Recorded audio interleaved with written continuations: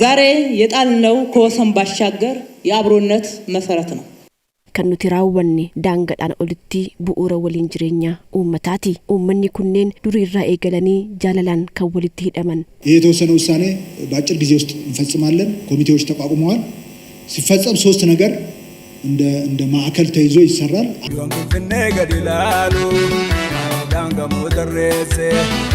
Doronga buchigesa Lachiko malam balese natimi yo adagese Lachito malam balese natimi yo adagese hundeeffam Empire Itoophiyaatiin dura lafaadhaaf seenaa qaayii Oromoota ganama talamaan maccaaf tuulama sirna gadaatti gaggeeffatan ta'uu nam cufattamaana birbirsa gooroo caffee aananii caffee araaraa harra qaalluu boolee bulbulaa hara qoree makkaniisa dooq booraaf carcarfaan dheedisii ganama keessa muraas turaan tufamunaa sora loomee abeebe tufaatiif namooti edduun bulchiis finfinnee bar turani weerar sirnaaf xanyoota taatiin raggodhamu ofirra qolachuun lafa ofiiti duulte duulchisu seenaa ragabaa akkeen warra bashaa bar 1843 yookaan waggoottan 160 wayiin dur uumati warra maara hagozmanzi jalqab jaarra 18 soon laf babal'ifachuutti keeyyatan bara mootichi Haayila Sillaasee ta'usaatii jedhu abbi Haayila Sillaaseen kun akaakuu Minilik lammeessoo ture namichi kun bar 1847 waggoottan 34 shawabi wagga marro lam yookaan sadi Oromoo tollasa tura weeraruun lafisaanirra godaansisaa turu namtichi lam Ingiliiz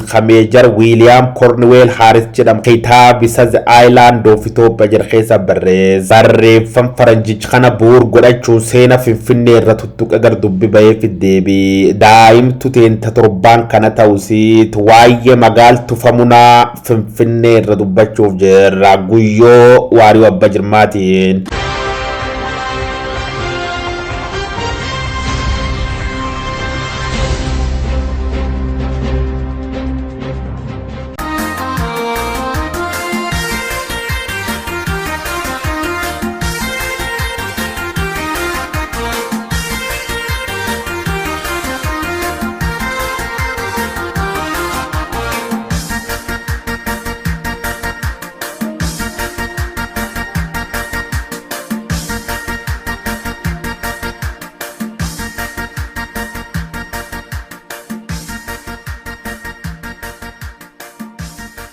loon dhibbaalaa kaaman marri mislaallis dheeduu jiru tisituu loon kana balatti dhufuu jirti beekuu hin dandeenye hidhatanii manaan baane nagumaa loon isaanii bobbaafatanii tiffachuu jiru inni kaan oobrusa keessatti hojii qonna hojjata maatiin isaanii sirbanii weeddisuu waan bira dalagaatu aduun galgaloofte dimimmis waan taateef dhiufteemti lafti mukkeen ifa duutanaan gammachuu guddaan qiliixamanii waan simatan fakkaatu ammoo adooguma maana duukhun seenne badiin guddayyoon ilmaan Oromoo tarra raawwatamuuf jirti nugus Haayila Sillaasee yeroo gabaabaaf eegi mari'at bood waraan isaa gargaluun akkas jedhe waaqi abbooti keenya kanu jajjabeessuuti kanatti aanse ibiddaaf meesha waraana Oromoo irratti ajajuun duguug sanyii raawwat jedhu waraanni naafxanyoota Haayila Sillaaseen hoogganam kun Oromoon hin beekin akka galaanaatti olloota Oromoo kanir dhangala'uun ilmaan nama jajjaba gaaga'u barreessaan biyyi Ingiliiz kun ilaan argee jee warra lubbuun fiisit gussanii jeesaa midhaan qayeel jir barbadeessaa loon mara dheeduu jiran oofacha dabama raawwatanii jedha akka barreessa biyyi Ingiliiz kana duub ibiddi isaa manaaf qabeenya dhalattoota naannoo Finfinnee kanirra qabsiisan fagoorra mul'ata aarri manaaf midhaan isaan gubanii gamaaf gamas lafaaf waaqalli dukkaneessanii mul'achuu dhoowwaane haala kanaan Haayila Sillaasee waggoota 30 afurii eegi Oromoot naannoo Finfinnee kan gaaga'een bood ilma Kaakusa Minilikuuf shawaattan goxinnetti dhaabat. Malgaa Oromoota wiirtuu maacaftuu lamaa Finfinnee biyyi tufaan akkamii gurgurama. Didi maaliif godaanis yoo jedhanii ajjeesii irratti du'ii lafa kee lakkisini. Keenya baashiitti gurbaa kan daangaa seenaa natti nuuf baroo keenya. La fada fi sena falma keenya ganama. Minilik akkum garan god dhufeen gaar inxooxxoo hammaanta Nabiyyi Ahmad Paark irratti hojjechuu jiran qubat achiin bood Oromoot muraas faayidaan kaan immoo umnaan jilbiiffachiisuun gantu bitate duguug akaakusa caala hamata ilmaan tuulama kanarra dalaage inxooxxoo dhaabbatanii caffe gad ilaaluunaaf Finfinne loon geessanii ora obaasuunaaf tullu daalattii irratti yaaliin gullalle'aaf gaafarsad darbanii qoraan cabsachuunaaf uruuf bombii irratti jabbile yaasuunaaf baruum jarii dhufani loon kennalleen dhumaan edama shashaan dhufe birmaddumaalleen haf jechuun Oromoon tuulama asoosam dhugaa kanimaa turte mootii Minilik abba gadaa tufamunaa afaan qawweetiin akkuma injifateen Oromoota abbichuuf galaan jimlaan ijjeesuu haraka armaaf ciqile muruun lafirra buqqise boolladha.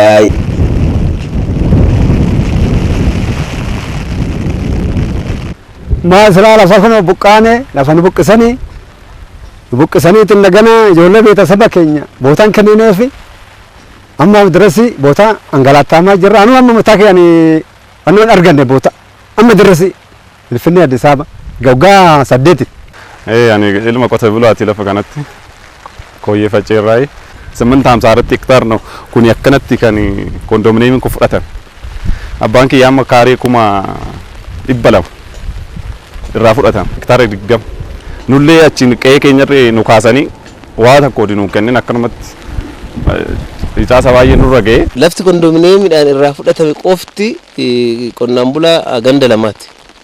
Kan kooyyeen jira, kan facceen jira. Kanoo walitti fiddu yoo xiqqaate nama 300 waliin ta'a jechuudha qonnaan bulaan.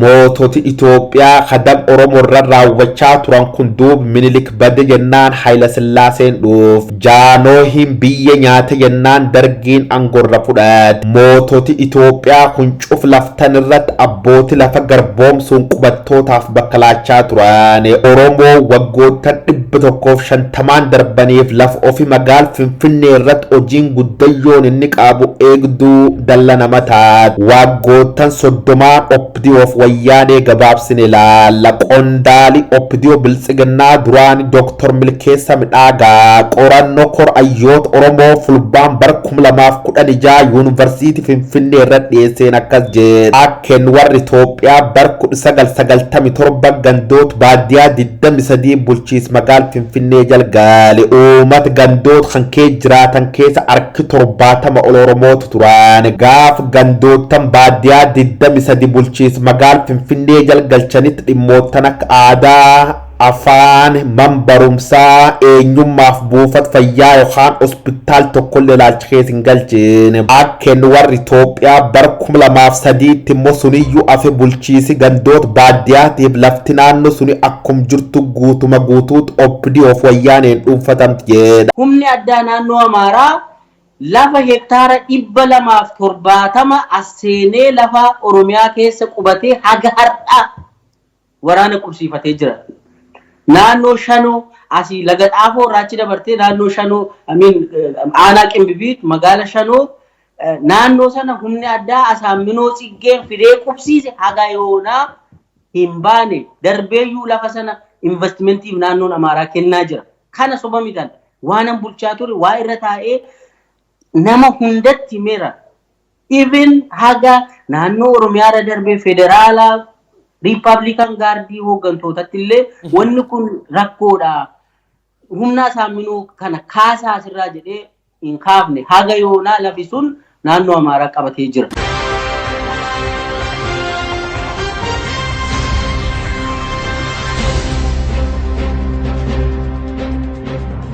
bulchiis magaal Finfinnee daangaan isa as yookaan achi wanni jedhame beekamin jira kajen ayyuu yuunivarsiitii Finfinneetiif qondaali duraanii gare opdii biltsiginnaa kun Dr. Milkeessa Midhaagaa Arabaa yookaan ilboruutii yoo ilaal ag bishooftu ga'u Finfinneen ballachuma jirti karaa kaabaatii yoo ilaal bulchiisi magaal Finfinnee kutoo beekaase walloof Tigiraa ag geennu daanga tokkollee hin qabaatu karaa dirree xuyyuuru booleetii yoo caqasni bulchiisi magaal Finfinnee gandoota baadiyyaa bahee darbe tullu diimtu ga'e yereer garjii deebi'aa jedha. Karaa sulultaa gulaan immoo sululta darbe lafti hedduun dhuunfatame waan jiruuf maatiin baay'een akka gaaraa diigamanii jedhu. Lalgalooto gullalleen kan tufaa lalgalooto gaara bichuu turii lalgalooto galaan finfinnee maasee lalgalooto sila akka jaalalaa lalgalooto walirraan fagaannu lalgalooto jalaan nu fageesse lalgalooto gullalleen kan tufaa lalgalooto gaara bichuu turii lalgalooto galaan finfinnee maasee lalgalooto sila akka jaalalaa lalgalooto walirraan fagaannu lalgalooto jalaan nu fageesse.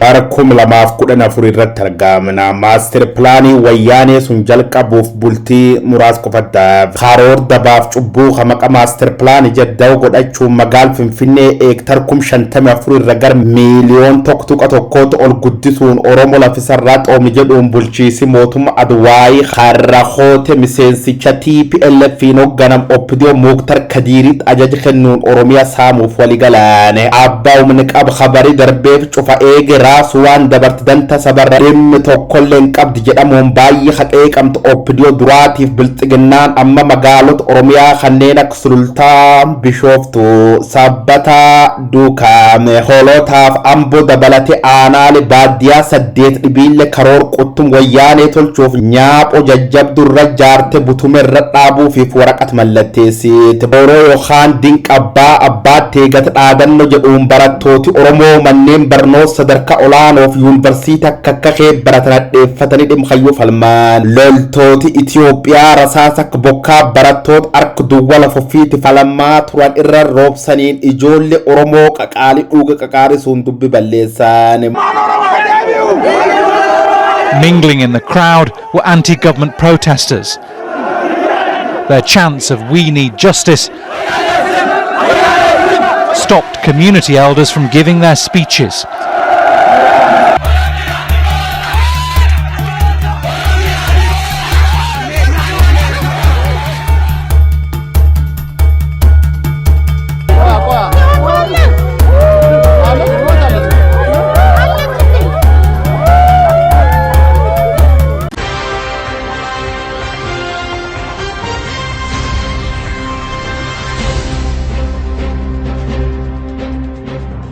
Ebele barkum lamaaf 18 kee drama saati baay'eetiin booda Adwaayin balbal cufatte buufte baasuun guyyoota 17tiin muummichi ministeera ammaan tana Dr. Abiy Ahmad Ali dheeraa durdeema biyya Itoophiyaa godhuuyyoo filaate. Oromoon gaafiin tiitabar dheertuu deebii argatti jechuun wallaggi bookkise Arsiin ilillisuun Harargeen burraaxxe Booranaaf Gujifaa sangaan qalamuun Shawaalleen dhiichiif. Gaafiin afaan Oromoo dubbiin daanga Oromiyaa dhimmi magaal Finfinneetiif gaafiin Oromoo tokkolleen ado deebiin argatin Itoophiyaa badhaatu ijaar jechuun biyyatti qilee kadhay dureen Oppidio Bilxiginnaa Abiy Ahmad Ali የኢትዮጵያ ብልጽግና ፓርቲ ijaar jechuun gantummaa hamtuu bara mootota marsalameessoo Oromoo raawwate. Afaan Oromoo deebiin afaanota Shawwaliin afaan paartii tolchin jechuun qoosataati. Dubbiin daanga Oromiyaa tokkolleen aguguyyaadhaa deebiin argan. Oppidiyoon Shimallis Abdiisaatiif Adaanech Abeebeetiin durfamtama gaafi magaal Finfinnee tan qancarsuuf karoor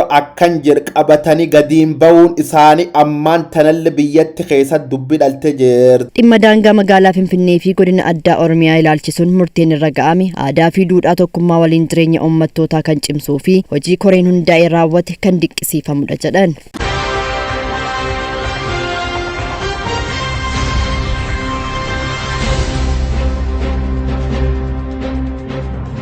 bulchiinsi magaal finfinneetiif mootummaa naannoo oromiyaa daanga bulchiisarra waligalte irgeen jechuusa agaygaaf guyyaa 17 torbaanum kan beeksisan akka kantiibduun bulchiis magaal finfinnee Adaanech Abeebee jettu murteen kun murte seena qabeessaatii jedhu uummati oromoo immoo shirdabaaf cubbuu ka armaan dur nurra dalagaa turan bif aarawaan oppidiyoon nurra jalqabsiif jedha. Dhimma kanarratti yaada kan kennan qondaalli olaanaan koongireesii federaalaa Oromoo fi ogeessi seeraa Obbo Dajanee Xaafaa murtoon kun daldala lafaa yoo ta'e malee gaaffii uummataa deebisuu kan kaayyeeffatee miti jedhu. Uummanni Oromoo Finfinnee keessaa buqqa'eera, aadaan isaa badeera, afaan isaa badeera, diinagdeen isaa badeera. Iddoo tokko tokkotti immoo sanyii dhumtu badeeraan jedhamu sana amananiiru. Isa kan akkamitti kompenseetan godhu daangaa sararuudhaan miti. Daangaan amma isaan sararan anaan akkanaa galutti akka nu badheetti walii hiranii bakka hafe iddoo kam gurguranna kaadiroon iddoo kam haa gurguratanii. Iddoo gabaan qotanii durmanni keenya asoo gamoota jaarratanii gamoota jaarratanoo.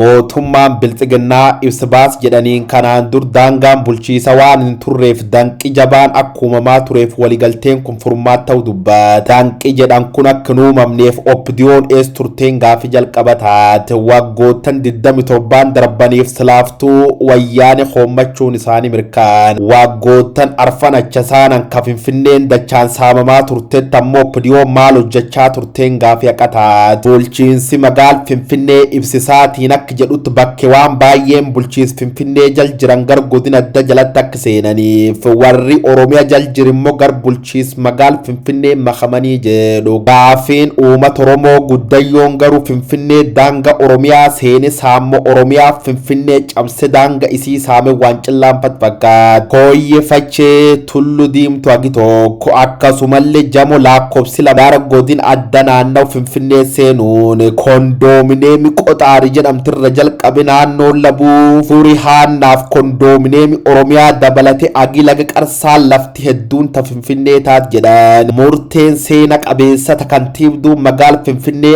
Adaanech Abeebee jette tanuuma. Baga gammaddan jechuun barbaada. Ammas kan nuti hojjechaa jirru dallaa daangessuu osoo hin taane rakkoo bulchiinsa gaarii yeroo dheeraaf gaafii uummataa ta'ee ture furuufi.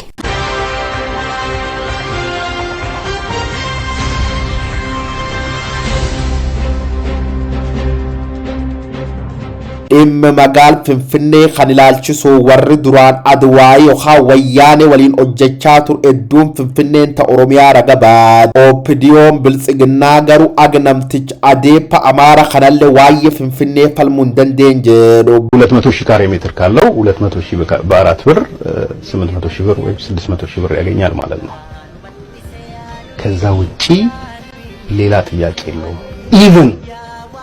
ኢቭን ያመረተው ምርት አንዳንዶቹ ጋር በጣም የምታዝነው ጤፍ እየተረገጠ ነው የተሰራው።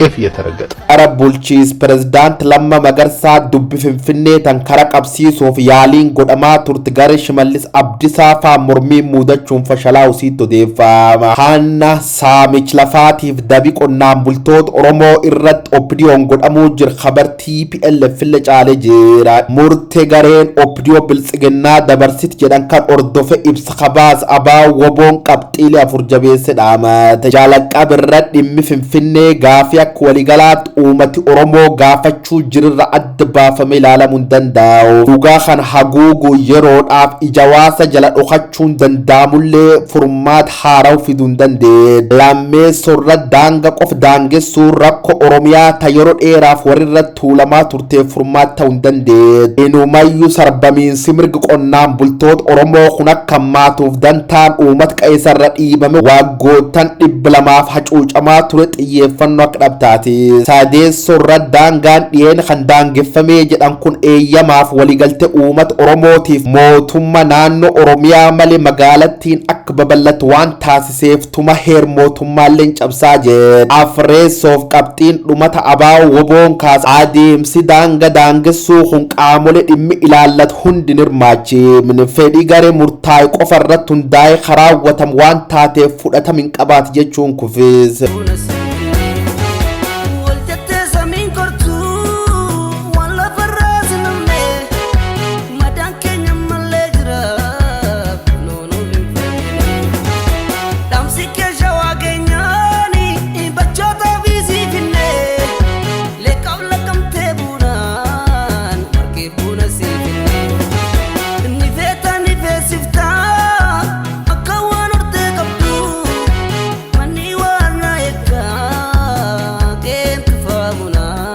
Biltsiginnaa murte shiraatiif dabatan dabarsuun saati kana maaliif barbaachisu waan jedhirran namooti malaamalti mata isaanii kennu irratti argamu. Tokkoffaaf isiin jalqaba saamichi lafa Oromoo babal'isuufi jedhu. Lammeessoon uummata Oromoo sobaan burjujjeessite yeroo bitatte uummata Oromoo sossobuufi jedhu. Sadeessoof isiin guddayyoon bulchiisi sirna biltsiginnaa gaafii Oromoo bacancarse gati dhabsiisuuf akka taatetti odeeffama. Wamtaatee fuduu gaafileen ijoota Oromoon gaafachaa tur dubbiin Finfinnee daanga Oromiyaatiif dhimmi afaan Oromoo taqaraalle caala garee aangoo harka qabdi tanaan kolaafamu irratti argam jedhaan. Yaayyuu xumure seenaa shiraaf dab magaalli tufamunaa Finfinneen keessummeessa turtirratti xiyyeeffadhe. Guyyoo Waariyoo Abbaa Jirma ture.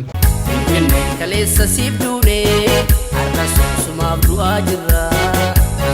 Deebiste jaartutti warra tufaamuna. Finfinnee kaleessa siif duunee har'a sumaaf du'aa jirra.